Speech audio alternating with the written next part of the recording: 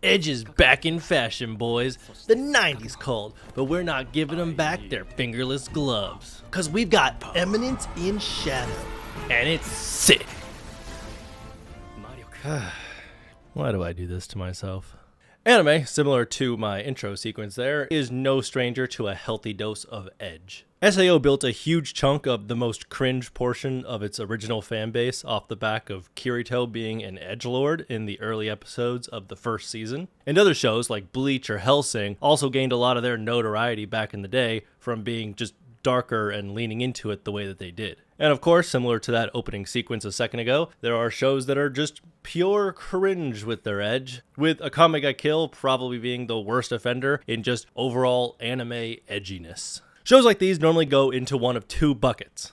Actually, just pure edge, the kind that people do and should get bullied over bringing into the real world, and the ones that are more so just dark and don't really go into that cringe category. And what decides this is normally going to be a combination of how seriously those darker concepts are handled compared to how well they're actually implemented. Where the taking it seriously portion often goes into the taking it too seriously portion, and is where a lot of this cringe comes from. For example, if a show has a lot of super dark and grim elements, but also never really takes them too seriously at all, or just has a playful tone with them, then they won't fall into that cringy edge. You see this with something like Watamote, and other stuff like Soul Eater or Assassination Classroom can fall into this too, because they have darker elements, but are generally handled in a more lighthearted tone. Of course, the polar opposite is something like Berserk. Obviously, if you have read Berserk, then you know it is about as dark as it gets, but I can assure you that you will not find anybody saying that it is edgy in the way we're talking about here. And I can guarantee you, if there are any fucking idiots saying that, and I get my hands on them, they won't be spreading that bullshit around here anymore. The reason we don't really have to worry about that being an issue is because while Berserk, or Madoka Magica, or Monster, or Made in Abyss all have a lot of very dark elements that are taken very seriously, they are also handled with the proper care and thought that is required for something like that to be effective, and for the audience to take it as seriously as the show is. And obviously, there are shows which can both play with the concepts in a fun way and also give them their proper respect from scene to scene, which can lead to very popular products like Chainsaw Man or Jujutsu Kaisen. Plenty of dark stuff, plenty of humor, neither of them really overwhelming the other one. Where the cringe comes from is when there's something dark or grim or whatever that is within the context of the show taken very seriously. But because of how it's written, as a viewer, you can never fully buy into it. Akame ga Kill and Chainsaw Man, both within the context of themselves, handle the deaths of supporting characters very seriously. But we as the viewers get a very different feeling from one to the other. They're both aiming for the audience to feel the same sadness and despair that the characters are alongside them. But when you can't get into that same headspace properly because of fault in the writing, you cannot be bothered to give a shit about what's happening no matter how hard you want to. And the more and more that show keeps insisting that it is being serious and that you need to take it seriously, the more and more you can only laugh at it. One could argue that something like a child being tortured to death is something that's serious and you should never laugh at regardless of how bad the writing is. But thinking that would make you stupid. Oh no, the kid's getting tortured and they're gonna die. Well, guess fucking what? I'm getting tortured by this terrible ass writing, and I am much more important than some fucking kid. They don't even pay taxes. And maybe I don't either, but that's by choice, not because I don't have a job.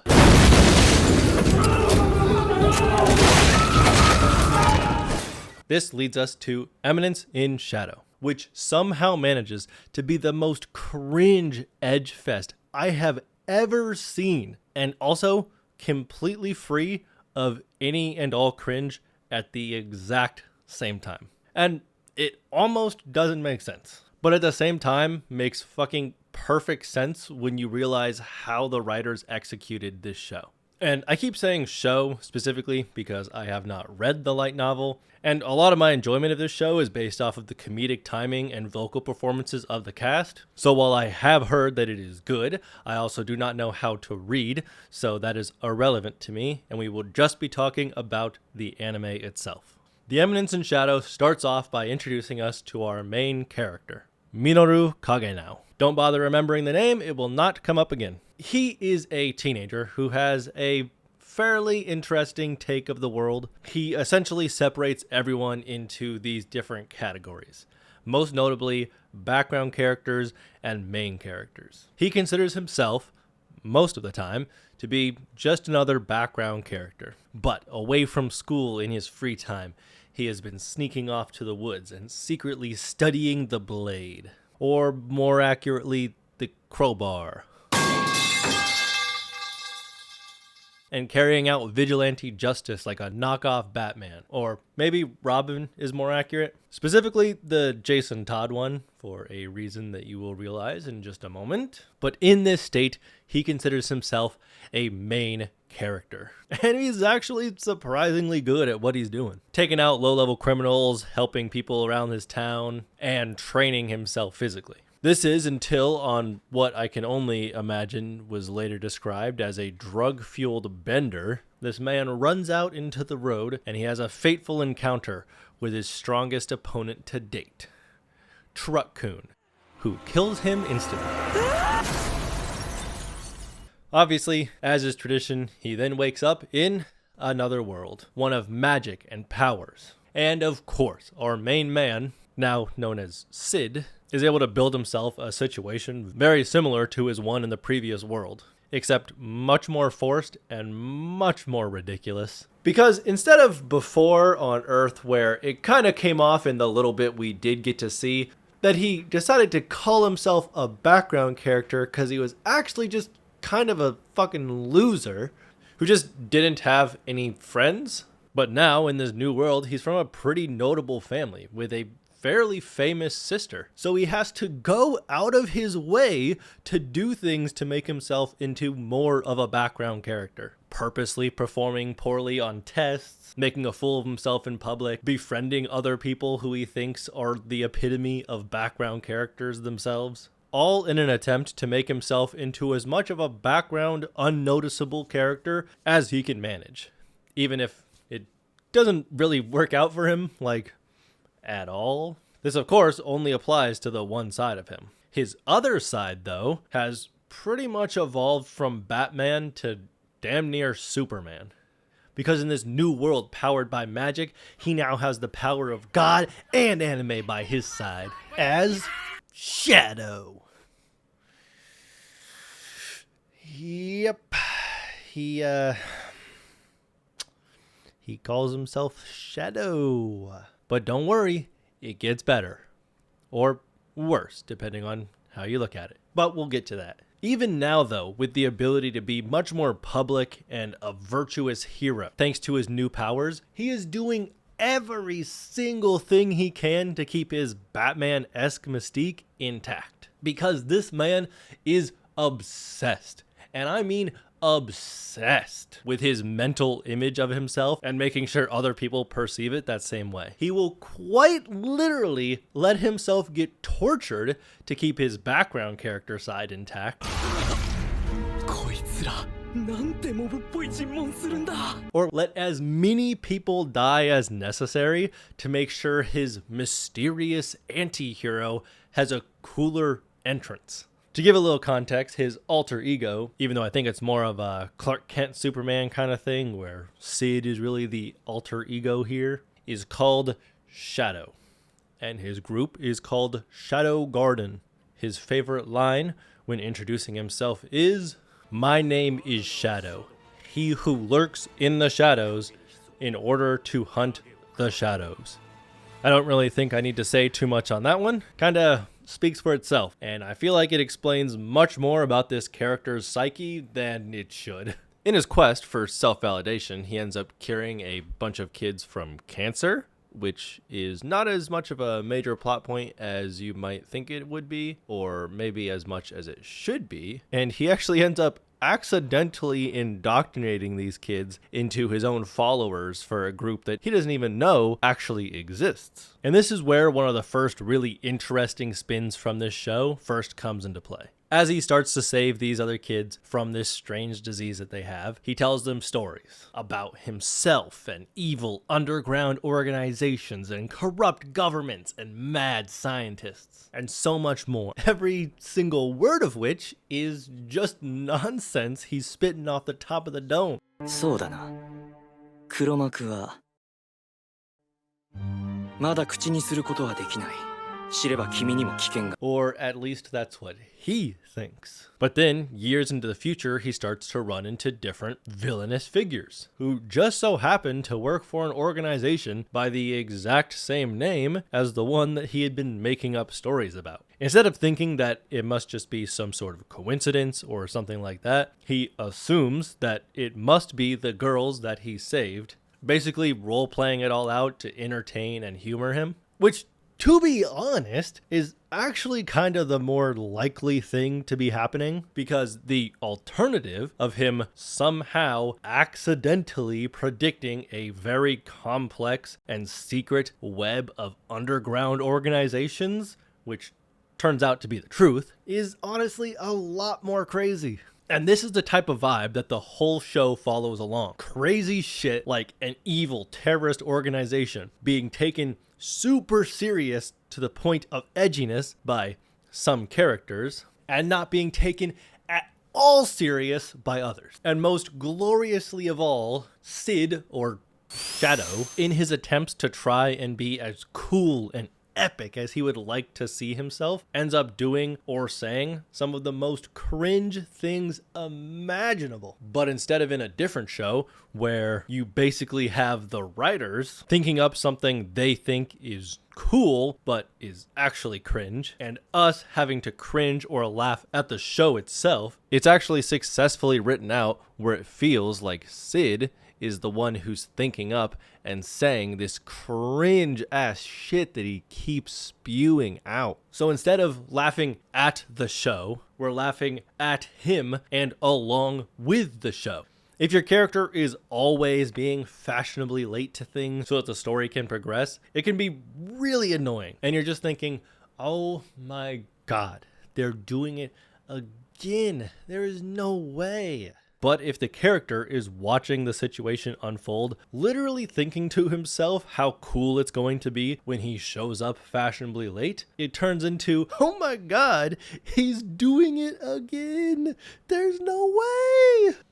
Which completely changes the experience. This man is genuinely just sitting around sometimes scheming up his cool catchphrases, or even just stealing other people's catchphrases if he thinks they're cool. And it is so goddamn cringe and so goddamn perfect. My man's here is the biggest tune in anime history. Rika from Chernobyl looks like a well-adjusted individual when compared to how this man acts sometimes. I should hate it. I should hate him.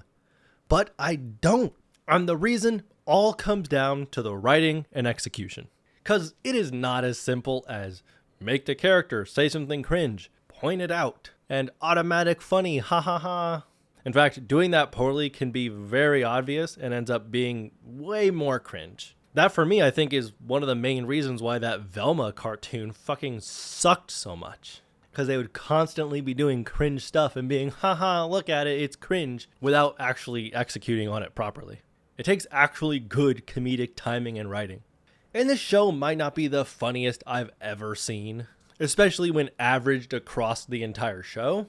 And I can definitely see it not being for everyone. But it 100% had me hollering. There is a point where Sid is talking to best girl Alexia, and they basically start bickering with each other about how great his cock is, in which he refers to it exclusively through metaphor on top of metaphor as Excalibur. And it had been a long damn time since I had laughed that hard at a joke. それがエクスカリバーですって？ミミズの間違いじゃないの？物事を見かけだけで判断してはいけない。And that was in season 1, which came out well over a year ago now. And honestly, I do not think I have laughed that hard watching an anime since then. I'm not gonna try and like break down the joke or something. This video is already kind of bordering on the line of explaining the joke, but I promise you, when you get to that episode, it is so worth it. 鞘から抜かれし聖剣は輝く刃を解き放ち混沌の園へ旅立つだろう。Huh? And on top of all of this, the story about the terrorists and the secret societies and all that shit going on, while it's definitely nothing special, is plenty good enough to carry a story on its own in a different show. Even though that entire plotline is basically a background character to the daily bullshit that Sid is trying to pull to make his Chun dreams come true. This is all aided by all of the chicks that Shadow had saved, as well as the ones that they themselves indoctrinated, who honestly are most of the time the driving force for the things that are actually happening around the world, and are entirely the ones who are actually running Shadow Garden. The most that you get are scenes where he's kind of fucking lost or confused, doesn't know what's going on, but wants to act like he does. And the girls, because of their immense amount of respect for him, where they idolize him like a god, end up doing the exact same thing that you see over in Overlord, where they basically impart their own plans upon him as if it was his plan all along, or realize the flaw in their plan all on their own and attribute all of this to him. The only difference is that when Overlord does it, it's fucking stupid and it sucks, but here, it's actually pretty fucking funny, because they execute on it in a much, much better way. Namely, that it is just actually funny, instead of being just a shitty get-out-of-jail-free card for the writers. I also need to mention really quick that all of the girls in Shadow Garden, as well as a lot of the other supporting characters in this show, are great. Especially Delta, and of course my wife Alexia. Shadow Garden has basically been taking over the world. They have extreme amounts of financial and military and political power, most of which Sid doesn't even realize most of the time, because it was amassed in between the time where he first saved their lives and when he goes off to a new school and is reintroduced to them, during which time he assumed that they were just off living their lives and being their own people, but in reality, they had been restlessly working to make his empire stronger. And now, with a combination of their own powers partially bestowed upon them by Shadow, and the knowledge that he had given them from his previous life on our world, they have been able to just gain an obscene amount of influence in the world. But I'm not trying to get too into the story here or explain all the jokes, because at the end of the day, you really just need to be watching this show yourself. But you have to give it time to cook, because it can take a few episodes for it to really click. And it is well worth the watch. This is not the first show to attempt something like this, and it's not even the first show to execute it well. But I do think that the specific way that it executes its ideas really make it one of the most fun anime in recent years. But that is all I've got for today. Check it out and let me know what you think about this anime and also this video down in the comments. And if you really enjoyed it, make sure to give it a like. I've had a couple of the most recent videos on this channel, all having a similar sort of coverage when I'm talking about these shows, so this next one is going to be coming at it from a little bit of a different angle, but I'm sure it will be just as interesting and entertaining to watch, so make sure you're subscribed so that you don't miss that when it comes out. After that, I've got a lot of concepts in the works that I am very excited to cover, and you guys will not be disappointed. Until then though, watch some of my other videos to keep yourself entertained, and I'll be back soon to talk about anime and get way too into it. Peace. だから君も僕のエクスカリバーをチラチラ見るのはやめてくれないか。